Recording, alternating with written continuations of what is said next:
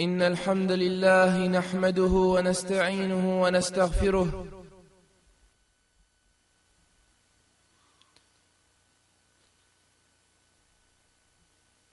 ونعوذ بالله تعالى من شرور أنفسنا ومن سيئات أعمالنا من يهده الله فلا مضل له ومن يضلل فلا هادي له وأشهد أن لا إله إلا الله وحده لا شريك له وأشهد أن نبينا محمدا عبد الله ورسوله. Toutes les louanges appartiennent à Allah. Nous le louons, nous cherchons son assistance et nous implorons son pardon. Et nous cherchons refuge auprès de lui contre le mal qui peut provenir de nous-mêmes et contre le mal qui peut provenir de nos mauvaises actions. Celui qu'Allah guide ne sera point égaré. Celui qu'Allah égare ne trouvera jamais de guide. Et je témoigne que nul ne mérite d'être adoré en dehors d'Allah, l'unique sans associé. Et je témoigne que notre prophète Mohammed est son serviteur et son messager. يا أيها الذين آمنوا اتقوا الله حق تقاته ولا تموتن إلا وأنتم مسلمون. Ô vous qui croyez, craignez Allah comme il doit être craint et ne mourrez qu'en pleine soumission. يا أيها الناس اتقوا ربكم الذي خلقكم من نفس واحدة. Ô vous les hommes, craignez votre Seigneur qui vous a créé d'un seul être. وخلق منها زوجها. Et qui a créé de celui-ci son épouse. وبث منهما رجالا كثيرا ونساء. Et qui a fait répandre sur terre beaucoup d'hommes et de femmes. واتقوا الله الذي تساءلون به والأرحام. Et craignez Allah au nom duquel vous vous implorez les uns les autres. Et craignez de rompre les liens du sang. Inna Allah kana alaykum raqiba. Certes Allah vous observe parfaitement. Ya ayyuhal ladhina amanu ittaqu Allah wa qulu qawlan sadida. Ô vous qui croyez, craignez Allah et parlez avec droiture. Yuslih lakum a'malakum, afin qu'il améliore vos actions. Wa yaghfir lakum dhunubakum, et qu'il vous pardonne vos péchés. وَمَنْ يُطِعِ اللَّهَ وَرَسُولَهُ فَقَدْ فَازَ فَوْزًا عَظِيمًا. Et quiconque obéit à Allah et à son messager obtient certes une grande réussite. Mes chers frères et sœurs, ceci est notre 16e rencontre parmi les rencontres de notre noble série Marahil ad-Dar al-Akhirah, étape vers la demeure dernière.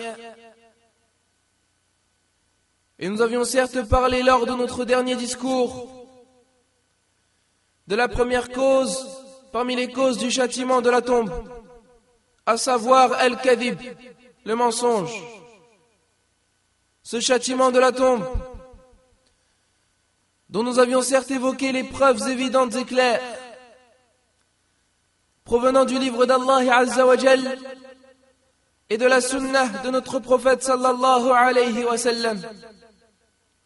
Des preuves évidentes et claires justifiant son arrivée et prouvant son existence véridique. Ce châtiment de la tombe, qui possède ainsi des causes évoquées et rappelées dans une série de hadiths du messager d'Allah alayhi salatu wassalam. Et nous avions tiré certes la première cause lors du dernier discours d'un de ces hadiths. Ces causes ont été évoqués dans plusieurs hadiths du prophète alayhi salatu wassalam. Et parmi ces hadiths, nous avions rappelé le hadith selon Samurah ibn Jundub radiyallahu anhu. Un hadith rapporté par l'imam al-Bukhari dans son livre, le livre des funérailles Kitab al-Janaiz, et dans le livre de la description Kitab al-Ta'bir, et dans lequel nous a dit le prophète sallallahu alayhi wa ala alihi wa sallam. Et nous continuâmes. jusqu'à ce que nous arrivâmes près d'un homme étendu sur sa nuque, et un autre debout, tenant une pierre ou un rocher immense, et avec lequel il fracassait la tête de celui qui était étendu. Et après que le rocher soit tombé, il partait alors le ramasser, et lorsqu'il revenait, il retrouvait alors la tête de la personne redevenue telle qu'elle, et il recommençait à la fracasser, et ainsi de suite. Et je leur demandais étonné, « Ya subhanallah, qu'est-ce que cela ?» Et alors les deux hommes me dirent, « Intaliq, intaliq, poursuis ton chemin, poursuis ton chemin. » Jusqu'à la fin du hadith, lorsqu'ils annoncèrent l'interprétation de ce qu'ils vit, ils dirent au prophète alayhi salatu wassalam à propos de la personne étendue sur sa nuque, « Telle est la personne qui apprenait le Coran, mais le négligeait et qui dormait au moment des prières obligatoires. » Naam, telle est la personne qui lisait le Coran, qui récitait le Coran mais qui ne l'appliquait pas, et qui dormait au moment des prières obligatoires. Comment a-t-il été châtié? Et quel a été son châtiment? Un ange s'est levé parmi les anges d'Allah, et dans ses mains un rocher immense, ou une grande pierre, avec laquelle il écrase sa tête. Et à chaque fois que sa tête est écrasée, Allah ordonne que sa tête redevienne comme elle l'était, pendant que l'ange va chercher la pierre pour la relancer à nouveau. Et lorsqu'ils lui informèrent à propos de cet homme, ils lui dirent, il lit le Coran mais ne l'applique pas, et il dort pendant les prières obligatoires. Alors telles sont deux causes. Telles sont deux autres causes parmi les causes du châtiment de la tombe, et sur lesquelles nous parlerons avec précision aujourd'hui bi'idnillahi azza wa jal. La première cause, il apprend le Coran mais ne l'applique pas.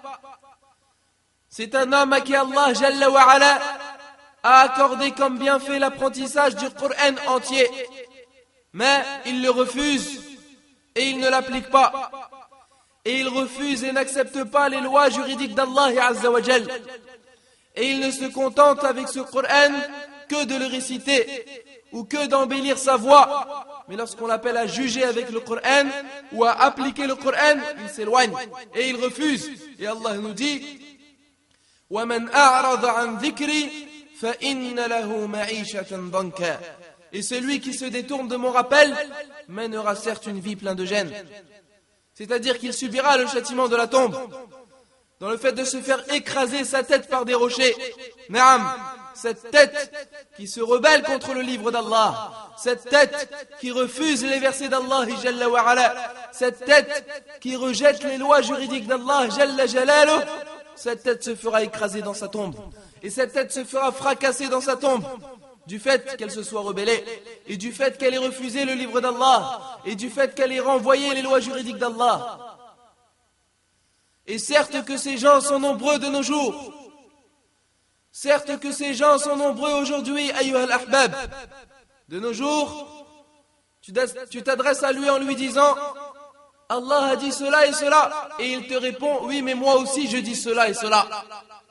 De nos jours tu viens vers lui et tu lui dis, Allah t'ordonne de faire cela et cela, et il te dit, mais ceci est quelque chose d'impossible.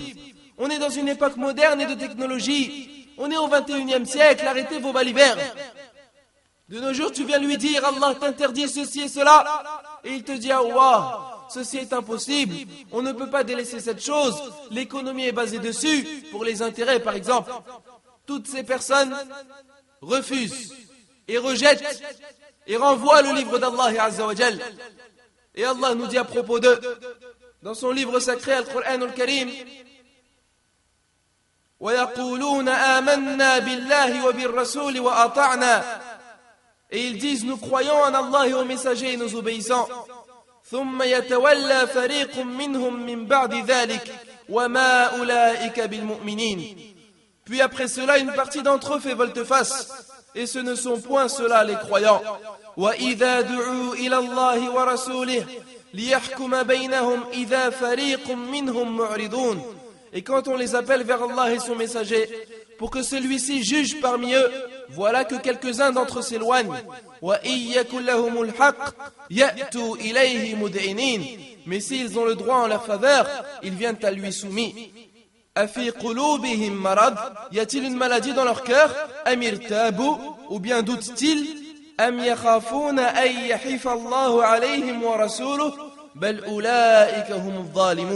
Ou bien craignent-ils qu'Allah les opprime ainsi que son messager? Non, mais ce sont eux les injustes.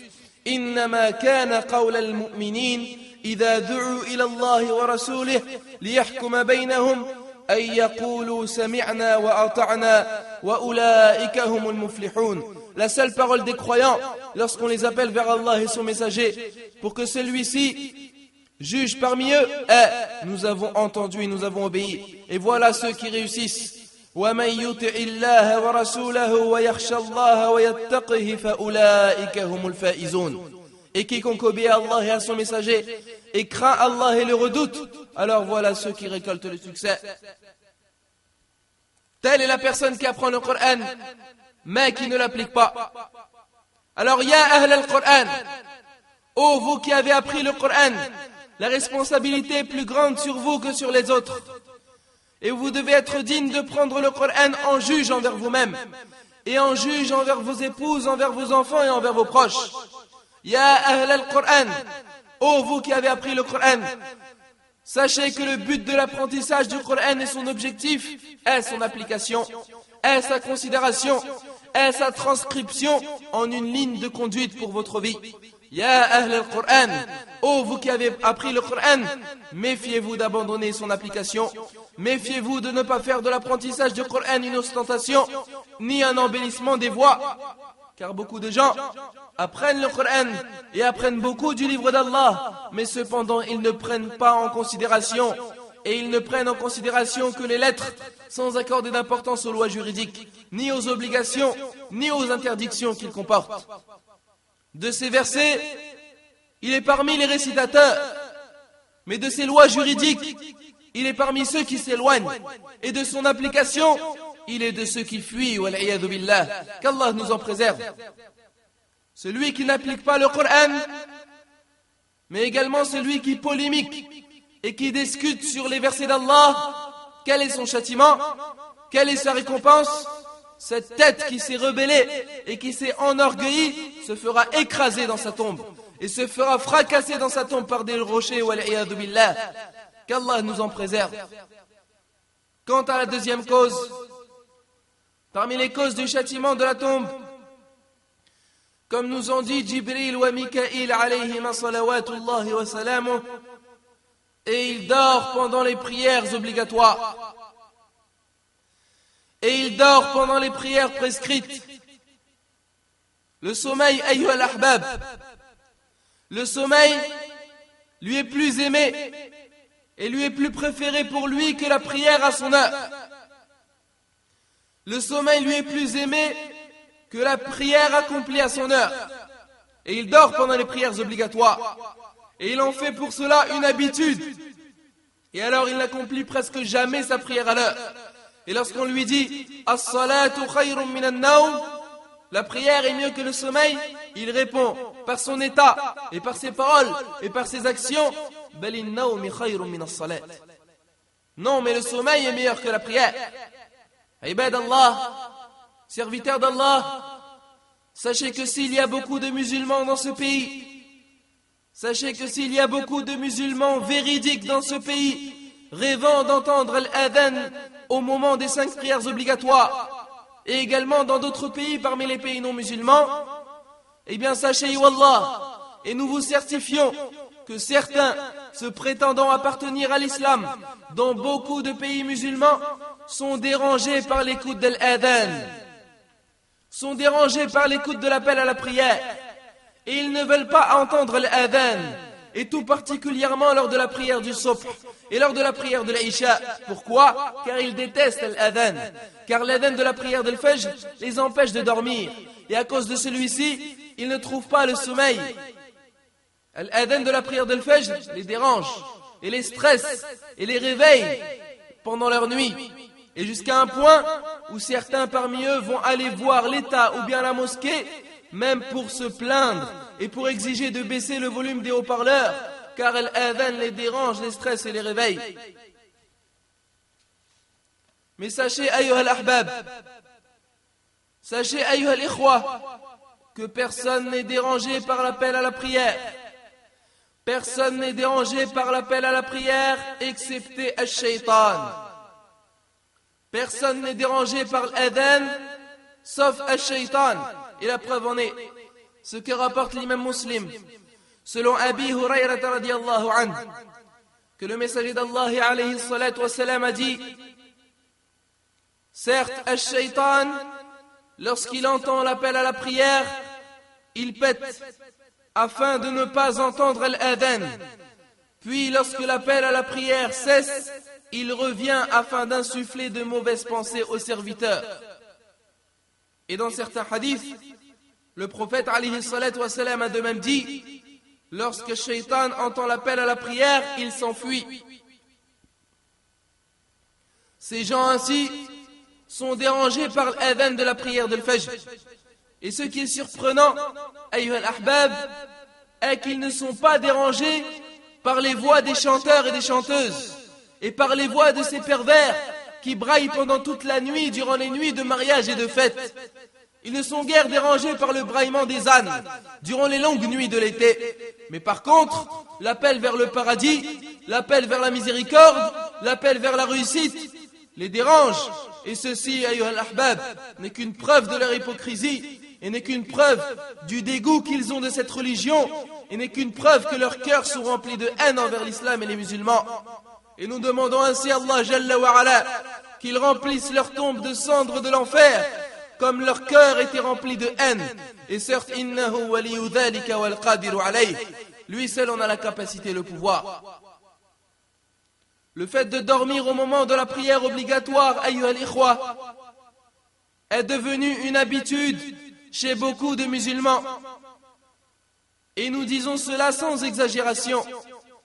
Regardez quel est le nombre de musulmans qui assistent à la prière du Jumu'ah, à la prière du vendredi, ou bien durant la prière d'Al-Idayn, des deux fêtes de l'Eid, ou bien durant la prière du Tarawih.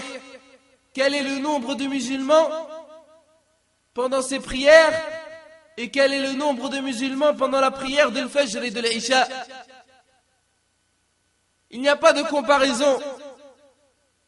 Un nombre très insuffisant. Et cela à cause de leur sommeil pendant la prière. Et cela du fait qu'ils apprécient le sommeil par rapport au droit qu'il nous incombe envers notre Créateur Jalla wa Ala.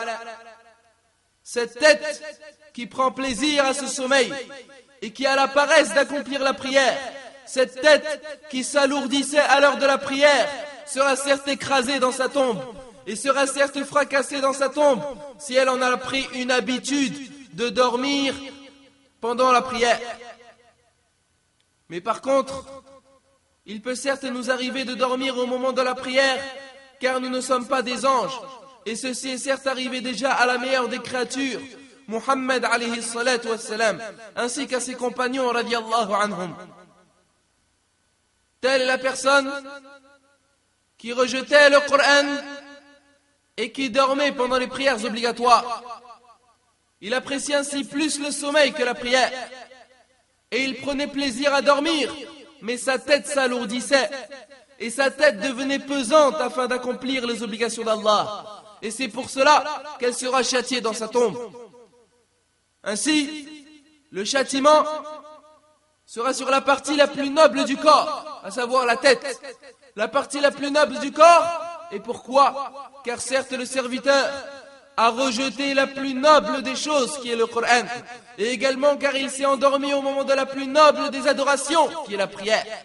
Et c'est pourquoi il sera châtié sur sa partie la plus noble du corps qui est la tête.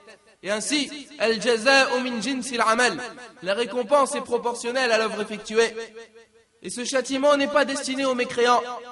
Bien au contraire, il est destiné aux musulmans qui ont négligé la prière d'Allah. Et le fait d'avoir la fainéantise de faire la prière a été considéré par le messager d'Allah sallallahu alayhi wa sallam parmi les signes des hypocrites. comme il a été rapporté dans le recueil de l'imam al-Bukhari et de l'imam Muslim, selon Abi Hurayrah radiyallahu anhu, que le prophète sallallahu alayhi wa sallam a dit: les prières les plus lourdes pour les hypocrites sont la prière de l'Isha et la prière de l'Fajr. Et s'ils savaient, s'ils connaissaient le bien de ces prières, ils s'y rendraient même en se traînant sur le sol.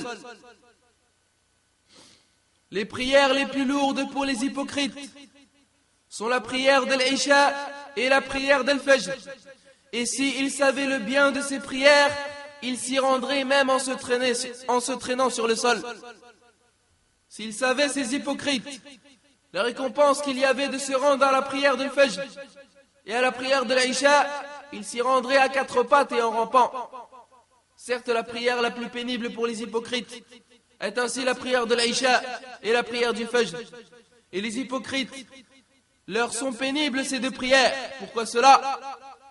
Car afin d'accomplir les deux prières, le serviteur a besoin d'une foi ferme et sincère pour qu'il puisse les accomplir.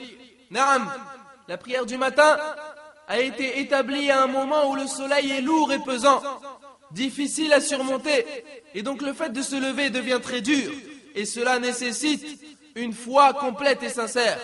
Quant à la prière de l'Isha, elle a été établie à une période de la nuit, un moment où les gens aiment veiller, bavarder et discuter pendant toute la nuit avec la famille et les invités.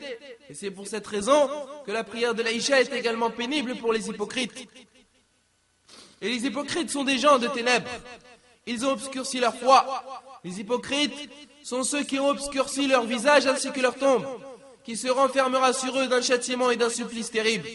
Et le jour dernier, les gens parmi les hypocrites, dont les visages seront obscurcis, demanderont aux gens lumineux parmi les croyants de leur donner un peu de lumière, comme Allah Jalla wa Ala nous dit dans Surat al-Hadid. Allah nous dit: وَيَوْمَ يَقُولُ الْمُنَافِقُونَ وَالْمُنَافِقَاتُ لِلَّذِينَ آمَنُوا. Et le jour où les hypocrites hommes et femmes diront à ceux qui croient: انظرونا نقتبس من نوركم.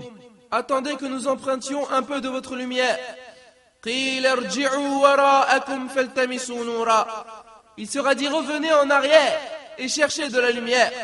فضرب بينهم بسور له باب باطنه فيه الرحمة وظاهره من قبله العذاب. Et c'est alors qu'on élèvera entre eux une muraille ayant une porte dont l'intérieur contiendra la miséricorde et dont la face apparente devant elle le châtiment de l'enfer. Leur foi était achevée dans ce bas monde. Elle était complète et accomplie du fait d'avoir préservé leur prière. Et alors leur lumière au jour du jugement sera complète par Allah Jalla wa Ala. Al-jaza'u min jinsil amal. La récompense est proportionnelle à l'œuvre effectuée. Dans le hadith rapporté par l'imam Abu Daoud et par l'imam At-Tirmidhi, avec une chaîne de transmission authentifiée par Shaykh al-Albani, selon Buraydat al-Aslami radiyallahu anhu, le prophète alayhi salatu wassalam a dit: annonce une bonne nouvelle à ceux qui marchent vers la mosquée dans l'obscurité de la nuit, qu'ils auront une lumière parfaite et accomplie le jour du jugement. Alors quel est le nombre de musulmans lors de la prière de Fajr et lors de la prière de l'Isha par rapport à ceux qui dorment pendant ces heures-ci? Et wallah, cela est très grave, car la différence est importante et conséquente, au point où on ne peut même pas faire de différence et de comparaison. Abdullah ibn Umar radiallahu anhuma nous dit: lorsqu'il y avait quelqu'un parmi nous qui ne venait pas une seule fois à la prière de l'Fajr ou bien à la prière de l'Isha, nous pensions du mal de lui. Alors qu'Allah nous pardonne, ayyuhal ikhwa. Les compagnons radiallahu anhum, lorsqu'il y avait parmi eux quelqu'un qui s'absentait une fois à la prière de l'Fajr ou bien à la prière de l'Isha, ils pensaient mal de lui. C'est-à-dire qu'ils le mettaient dans la liste des hypocrites. Pourquoi? Car les compagnons radiallahu anhum ne s'absentaient jamais lors de ces deux prières, sauf pour une raison très grave. De même, l'imam Muslim rapporte, selon Abdullah ibn Mas'ud radiallahu anhu, celui-ci a dit: et nous ne voyons que nul ne peut s'absenter à cette prière, sauf un hypocrite dont l'hypocrisie était connue. Et quelquefois même, il y avait des malades qui venait en se tenant et en s'appuyant entre deux personnes afin qu'ils soient rentrés dans le rang. Allahul Musta'an. Beaucoup de gens se lèvent pour la prière de l'Fajr les jours de la semaine et les jours de travail. Mais lorsque c'est le week-end, ils ne se lèvent pas. Pourquoi ? Car il n'y a pas de travail. Et car le travail pour lui est plus important qu'Allah Jalla wa Ala. Et ainsi, il a peur de son patron plus que de son Seigneur. Et donc il se réveille la semaine. Mais il ne se réveille pas pour Allah. Mais il ne se réveille pas pour la prière. Mais il se réveille pour son travail et pour son argent. Et comme ils disent, pour la nourriture et pour les enfants. Ayyuha al-Muslimoun. Ô vous les musulmans, nous vous faisons le rappel. Pour moi ainsi que pour vous. Afin de préserver ces deux prières. Surtout ces jours-ci, où la dernière prière est de plus en plus tardive. Et où les nuits sont courtes. Et le sommeil est court également. Qu'Allah nous aide et qu'Allah nous confirme. Afin d'accomplir ces deux prières à l'heure. Ainsi que les autres prières. Car celui qui prie la prière d'Al-Fajr à l'heure, Allah lui ouvre les portes des subsistances. Et Allah lui donne de la vivacité, du tonus et de la bonne humeur. Dont sera privé certes celui qui s'endort au moment de la prière. C'est pour cela que l'imam Muslim rapporte, selon Abi Hurayra radiyallahu anhu, que le messager d'Allah alayhi salatu wassalam a dit: quiconque d'entre vous s'endort, al-shaytan attache sur sa tête 3 nœuds au niveau de sa nuque. Il attache 3 nœuds.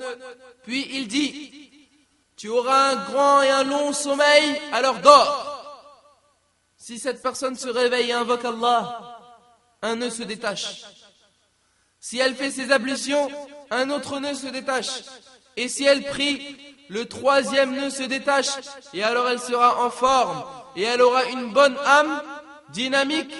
Mais si ce n'est pas le cas, elle sera lourde et faible. Et elle aura une âme paresseuse. Et lorsqu'on demanda au prophète alayhi salatu wassalam sur une personne qui a dormi toute la nuit jusqu'au lever du soleil et qui n'a pas prié à l'heure, il répondit sallallahu alayhi wa sallam: cette personne, al-shaytan lui a uriné dans ses oreilles.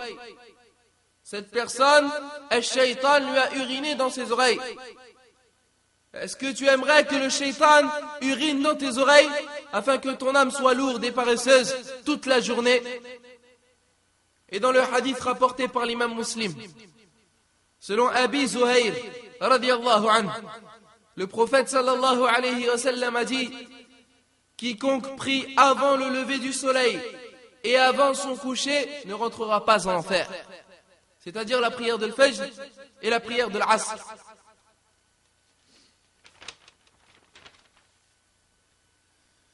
Et dans le recueil authentique de l'imam al-Bukhari et l'imam Muslim, selon Abi Moussa al-Ash'ari radiyallahu anhu, le prophète sallallahu alayhi wa sallam a dit: celui qui fait la prière des 2 extrémités du jour entrera au paradis. C'est-à-dire la prière du Subh et la prière de l'Asr. Et l'imam Muslim rapporte de même, selon Jundub ibn Abdillah al-Bajali radiyallahu anhu, le prophète alayhi salatu wa sallam a dit: quiconque prie la prière de Subh en commun ainsi que la prière de l'Asr est sous la protection d'Allah. Quiconque prie la prière du Subh est sous la protection d'Allah jusqu'au soir. Et ceci est une autre version. Naam. Et dans d'autres hadiths authentiques également, comme le prophète alayhi salatu wassalam qui nous dit: il y a des anges qui assistent à la prière du Subh et à la prière de l'Asr avec les croyants dans les mosquées, et ensuite ils retournent vers Allah. Allah leur demande alors, en ayant connaissance de ce qu'ils vont répondre, il leur demande comment ils ont trouvé leurs serviteurs. Ils diront: nous sommes venus à eux, ils étaient en train de prier, et nous les avons quittés, et ils étaient en train de prier. Et dans une autre version, ils lui dirent: pardonne-leur le jour de la résurrection. Ainsi les anges demandent le pardon pour ceux qui prient al-Subh, pour ceux qui prient la prière du Subh et la prière de l'Isha, ainsi que la prière de l'Asr, et qui prient la prière du Subh et la prière de l'Asr en commun. Et alors, les anges leur demandent pardon. Les anges demandent pardon pour eux, na'am. Et dans un autre hadith rapporté par l'imam Muslim, Selon Uthman radiyallahu anhu, le prophète alayhi salatu wassalam a dit: quiconque prie salat al-isha en commun, c'est comme s'il avait prié la moitié de la nuit. Comme s'il avait prié la moitié de la nuit pour Allah Azza wa Jal.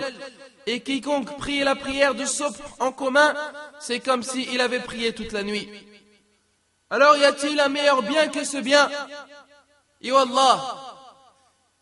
Et la prière de l'Aïcha, sachez mes chers frères, que la prière de l'Aïcha n'a pas été mise à 7 heures. Et la prière de l'Fajr n'a pas été instaurée à 7 heures, si ce n'est car le paradis est véritable.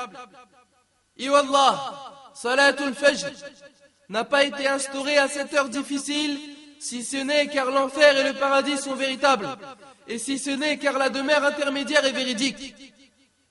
Naam, craignez Allah Azza wa Jal, Ibad Allah, et préservez ses prières, car le paradis est entouré par ce que les gens détestent faire, et le prix du paradis est cher. Alors certes il faut vaincre les envies de l'âme, certes il faut vaincre les envies de l'âme, comme Allah nous dit: Qad aflaha man tazakka. Il a réussi certes celui qui se purifie. Et Allah nous dit également: Qad aflaha man zakkaha wa qad khaba man dassaha. A réussi certes celui qui l'a purifié en parlant de l'âme, et est perdu certes celui qui l'a corrompu. Et Allah nous dit également: wa man khafa maqama rabbih wa naha an-nafsa 'anil hawa fa innal jannata hiya al-ma'wa. Et pour celui qui aura redouté de comparaître devant son Seigneur et qui aura préservé son âme de la passion, le paradis sera alors son refuge. Naam, l'âme aime le sommeil. Elle apprécie le sommeil et elle déteste le réveil pour la prière à son heure. Et alors le serviteur doit refouler ses passions, doit repousser ses passions, et il faut qu'il prenne en considération ce châtiment. Car si l'un d'entre nous ne résiste pas à une aiguille qui le pique, si l'un d'entre nous ne résiste pas à se mettre à hurler de douleur lorsqu'il se cogne la tête à la porte d'une voiture, alors qu'en est-il, ayyuha al-ikhwa, du châtiment de la tombe? Qu'en est-il du brisement et du fracassement du crâne et des anges qui écrasent les têtes à ceux qui méritent le châtiment? Je demande à Allah Jalla wa Ala qu'il nous préserve du châtiment de la tombe et qu'il fasse que l'on soit assidu à nos prières à leur temps. Innahu waliyu dhalika wal qadiru alayh. Lui seul en a la capacité, le pouvoir. Et en tenant ces propos, j'implore son pardon pour moi ainsi que pour vous. Wa aqulu qawli hadha. Alhamdulillahi wahdah. Wa salatu wa salamu ala man la nabiyya ba'dah. Wa ashhadu an la ilaha illa Allah wahdahu la sharika lah. وأشهد أن نبينا محمدا عبد الله ورسوله اللهم صل وسلم وزد وبارك عليه وعلى آله وأصحابه وأحبابه وأتباعه وعلى كل من صار على ضربه واستنى بسنته واقتفى أثره إلى يوم الدين. Toutes les louanges appartiennent à Allah seul. Et qu'Allah salue et accorde sa bénédiction à celui après qui il n'y aura aucun prophète.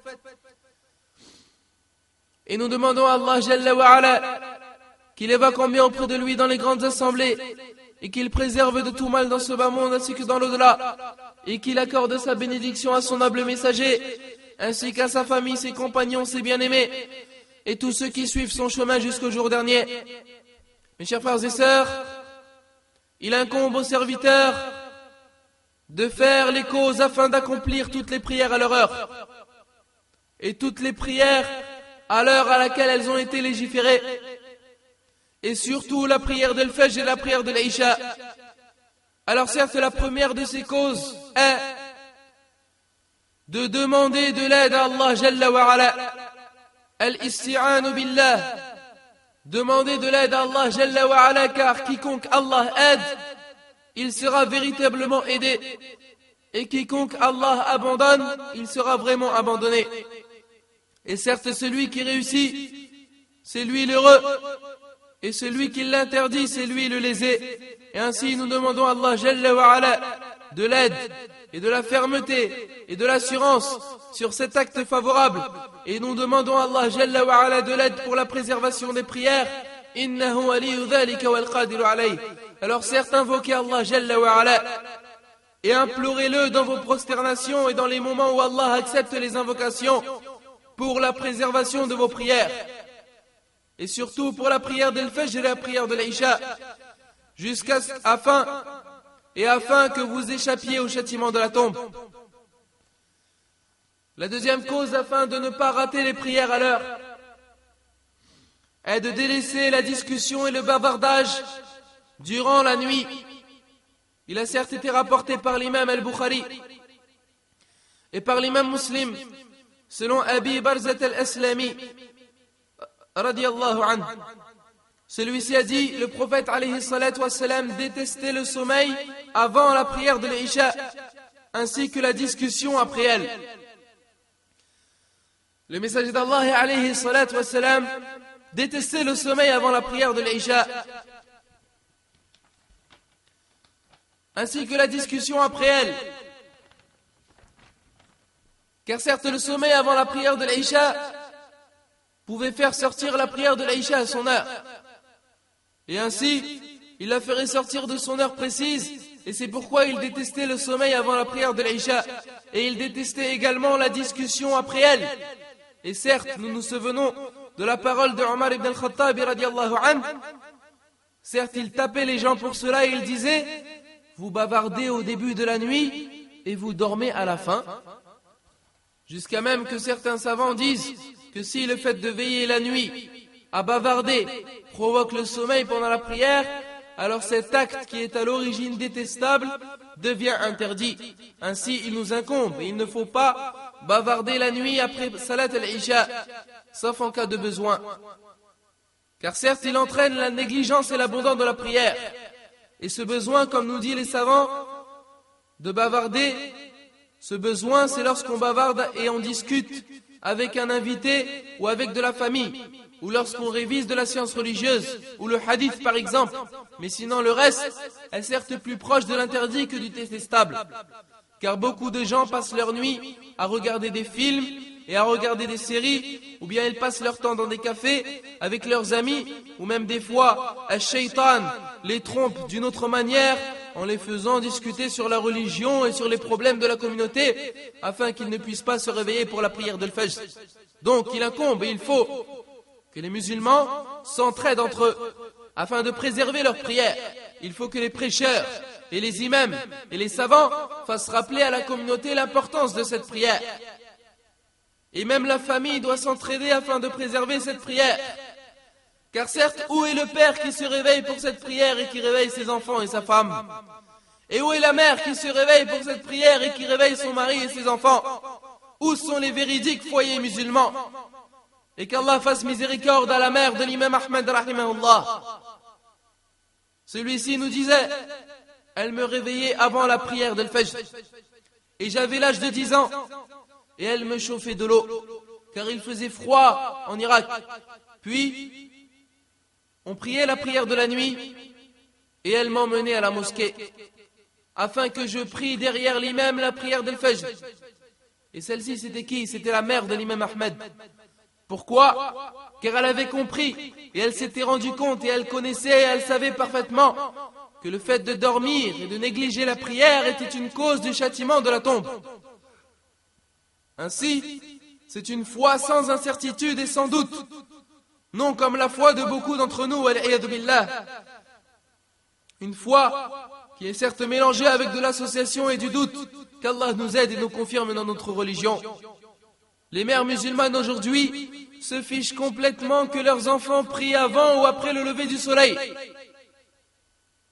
Et même des fois, si le mari veut réveiller ses enfants pour la prière d'Al-Fajr, afin qu'il les habitue à préserver l'obéissance d'Allah, cette mère stupide, elle vient le contrarier et elle vient empêcher son mari à lui faire du bien et à éduquer ses enfants sur la religion d'Allah, et ce en prétextant qu'ils sont encore petits et qu'ils sont encore jeunes et qu'ils vont à l'école.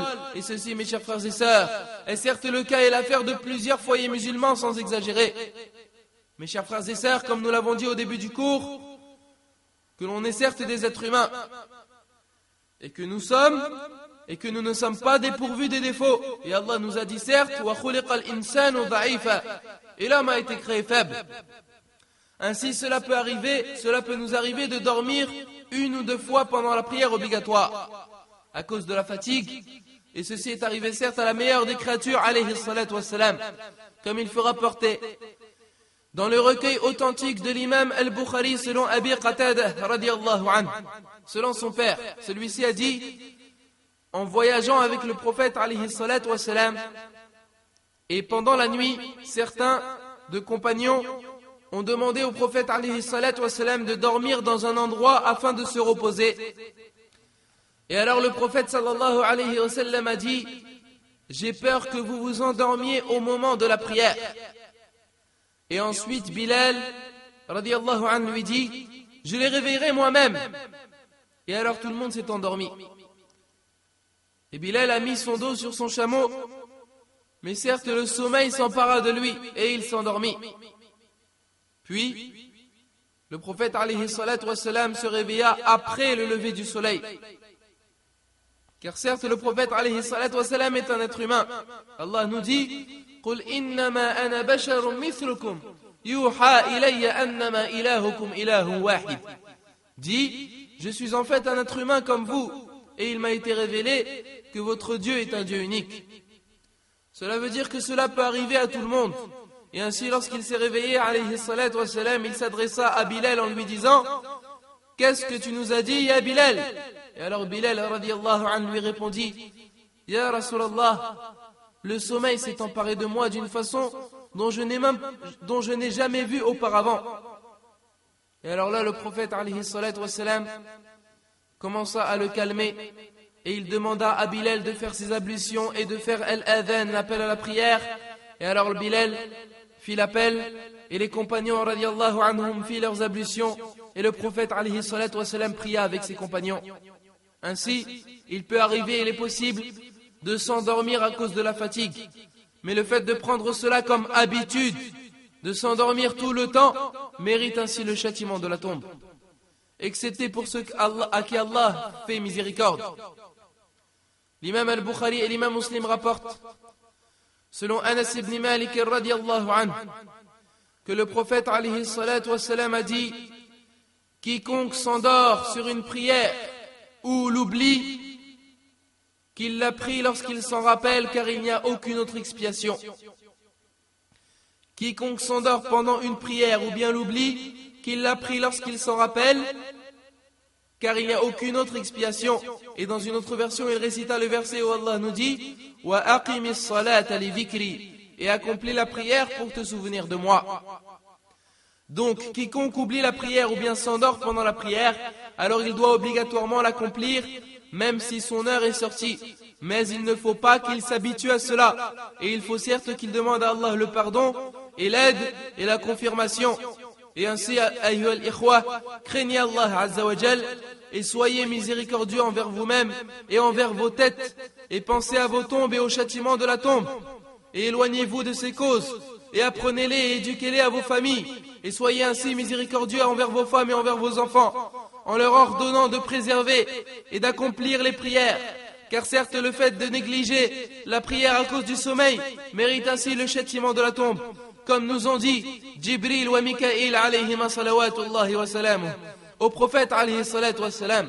Alors je demande ainsi à Allah Jalla wa Ala, par ses noms parfaits et ses attributs sublimes, qu'il nous mette et qu'il nous fasse parmi ceux qui préservent leurs prières, surtout la prière d'Al-Fajr et la prière de l'Isha, jusqu'à ce que l'on rencontre Allah Jalla wa Ala et qu'il ne nous châtie pas dans nos tombes et qu'il nous éloigne des causes de son châtiment. Innahu waliyu dhalika wal qadiru alayh. Lui seul en a la capacité et le pouvoir.